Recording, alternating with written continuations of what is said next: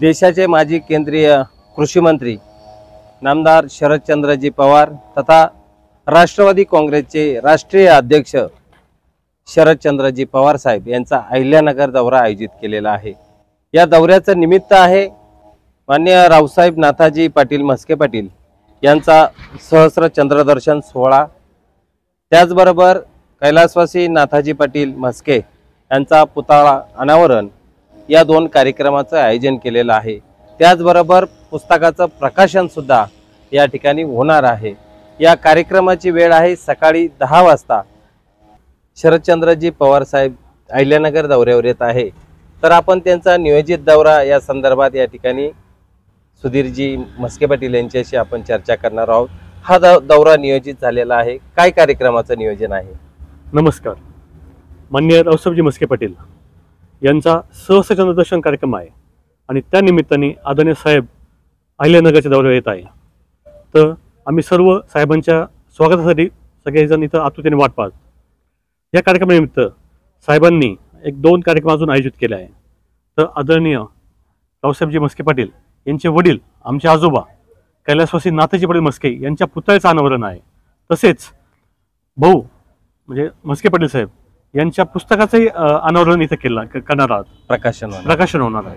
माजी केंद्रीय कृषी मंत्री शरदचंद्रजी पवार साहेब येत आहे। तर मी आपल्या सर्वांच्या प्रसार माध्यम असेल, सोशल मीडिया माध्यम असेल, यांच्या सर्वांच्या माध्यमातून आपल्या सर्वांना विनंती करतो की आपण या कार्यक्रमाची गोडी वाढण्यासाठी आम्ही सर्वांना एक आतुरतेने आपली सर्वांची वाट पाहत आहोत।